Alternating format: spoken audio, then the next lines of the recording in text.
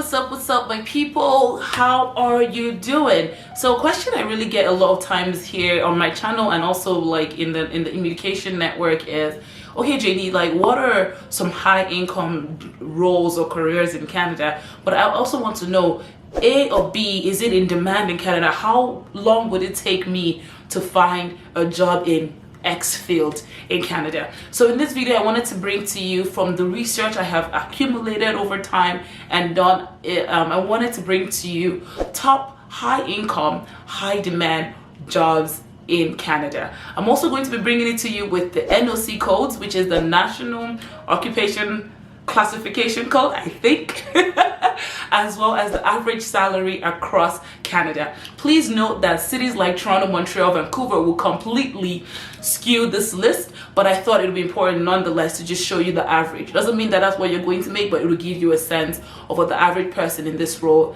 in Canada is making. And if you wait to the end, especially now that we're in a time when there's so much interest in remote roles, I'm going to talk to you about the top 10 remote opportunities you can do in Canada. Okay, so without further ado, the first thing I wanted you to know is what is considered high income in Canada. And I just found that out actually. If you are making $100,000 and above, you are upper middle class. Wow. And obviously I'm just going to say that out the bat that a lot of people who make these six figures are typically in tech, but this list is by no means more than just tech, right? And I want us to actually have a collaborative video. So this is not just me talking to you today.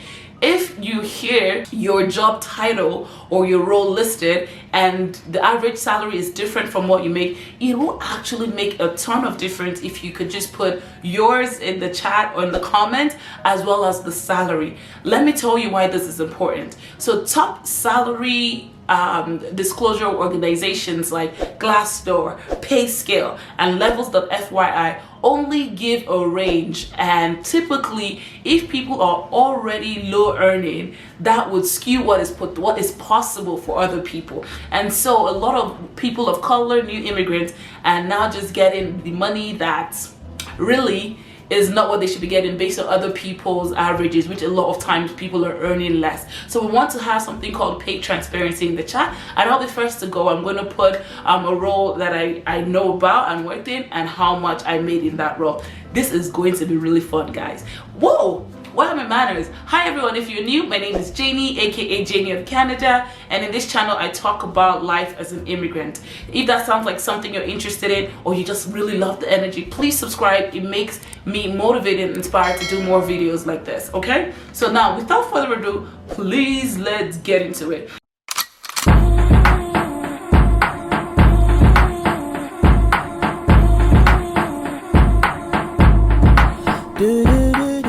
So the first job, and I do have my list here just so that I'm not rambling on, is software developers and engineers. Everybody and the daddies know in 2022, 23, whenever you're watching this video, software developers are not going anywhere. With an NOC code of 2173, the average salary for a software developer is around $100,562. Please note that when I say average salaries across Canada, across organization sizes, so it may look very different from what you see or actually know to be true. The next occupation is an accountant or a financial manager, with NOC code either being 0111 or 1111.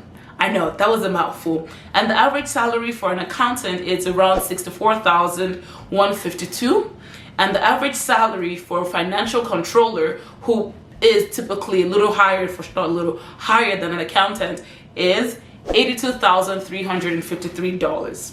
All these figures, I should also mention, are in Canadian dollars. The next high income, high demand role is a project manager. There is no shortage of project managers, and I need to say that these also are managers, can be plant managers in factories or plants, IT operations managers, supply chain managers, engineering managers, managers who lead an organization's department, resources, or a team. And the NOC codes definitely would be a lot more than just one in that sense. So there is 0211, 0213, 0711, and 1221. So these are the different NOC codes for these type of managers. And the average salary, of course, being in different fields, is 91,425. This also includes like application programming managers, of course, okay? Obviously, with the pandemic and the shortage of healthcare workers, nurses, registered nurses are in high demand, and they also make high income. With an NOC code 3012, nurses make an average of 77,603. The next field/role is the marketing director and digital marketing manager role. These are high demand, high income skill set.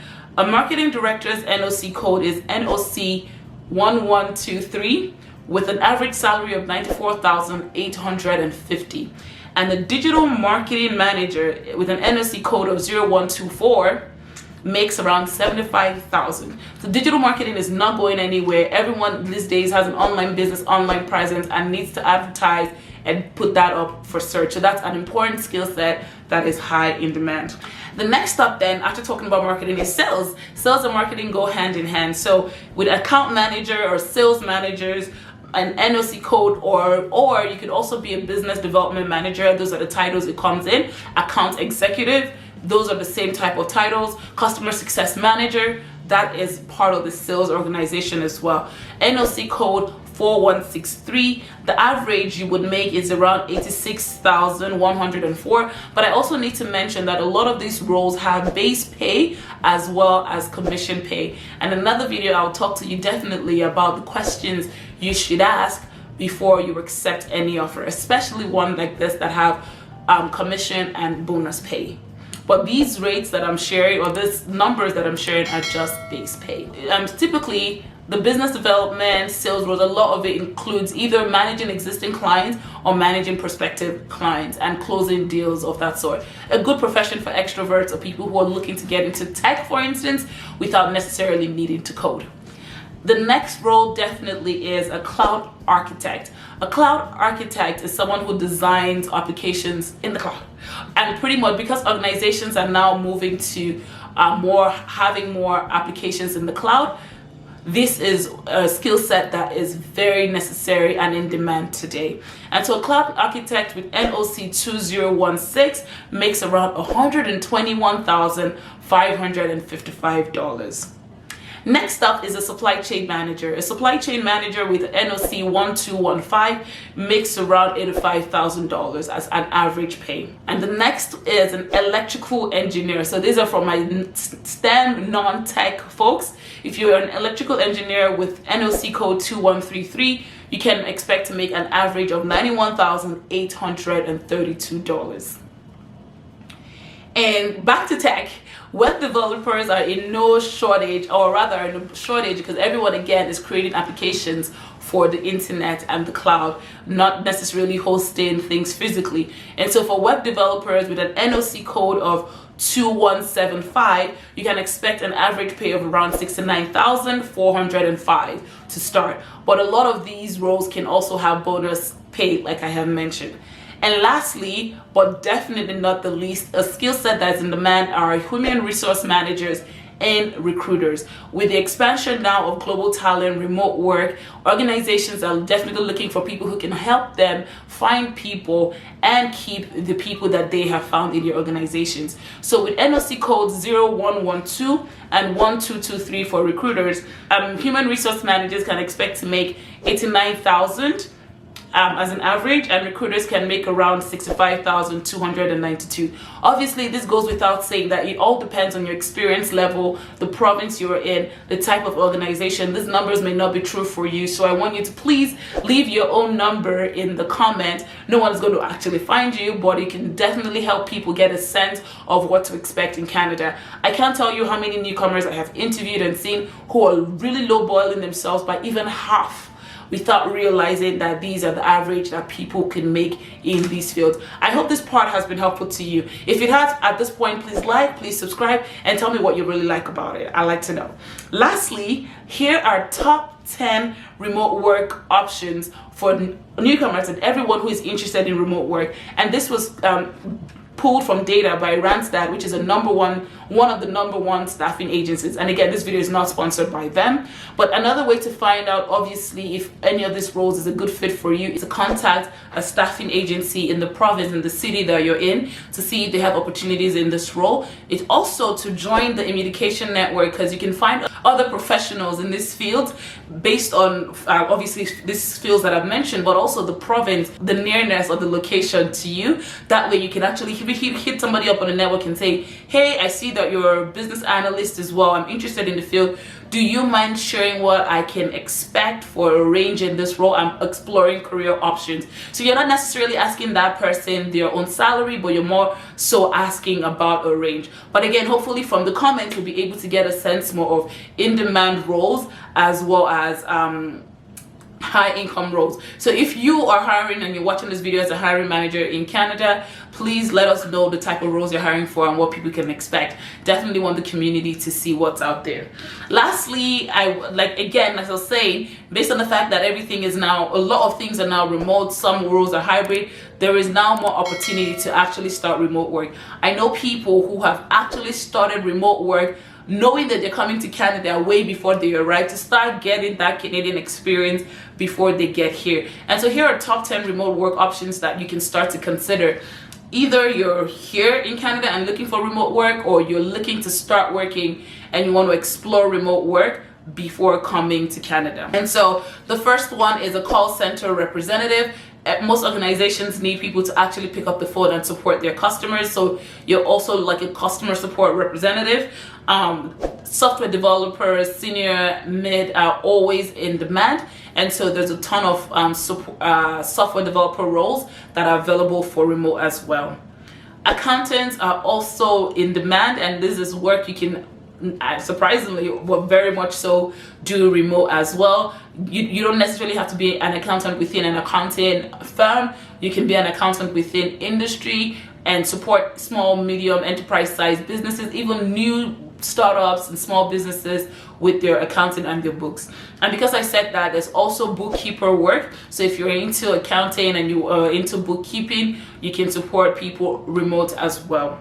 We also talked about this skill that was, or this role that is high demand, high income, digital marketing. Everybody wants to, show up in search engine optimization, search engine marketing. People want to, when they invest money in ads, they want to make sure it's yielding a return. So if you have that skill set, it's something you can definitely do remote as well.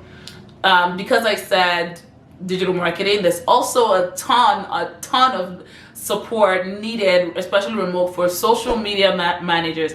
Everybody sometimes thinks social media is software. It is not. And one group of people that I would definitely know are social media managers. And so if you're trying to get more Canadian experience, this is an opportunity for you as well. Then next up is a data analyst. So data analyst analyzes data, like the name says, but you can do this remote as well. Organizations are definitely trying to clean their data and have it produce more insights for them as a business. So data analyst, business data analyst, business analyst, these are roles you can do remote. Because also you can also be a project manager remote. I didn't even know this was possible, that it is. I think everything is possible behind the word. Even the word itself says I am possible. So project managers are also in demand and is a top 10 remote work. And then second to last, administrative assistants. Yes, a lot of organizations, a lot of leaders, CEOs, managers need admin assistants to help them, schedule their lives, to schedule their meetings and things of that sort. So that's an opportunity as well as a remote work that you can do without being in person.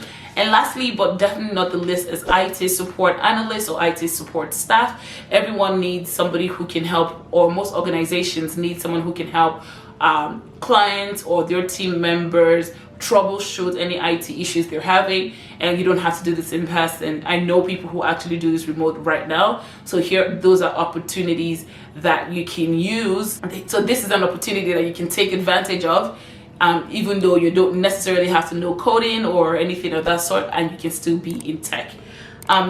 Lastly, I will leave a couple links where you can check out remote work in the description. Let me know if you like this video, if it has opened your eyes somewhat to something you didn't think about, or again in the comment, let us know the role and how much you're making. Pay transparency helps everyone know what they can aim for better. And if you're not sure if you where to start on your salary search, you want to check websites like Glassdoor, PayScale, Levels.fyi to give you a sense of what to expect for a career or a role like yours.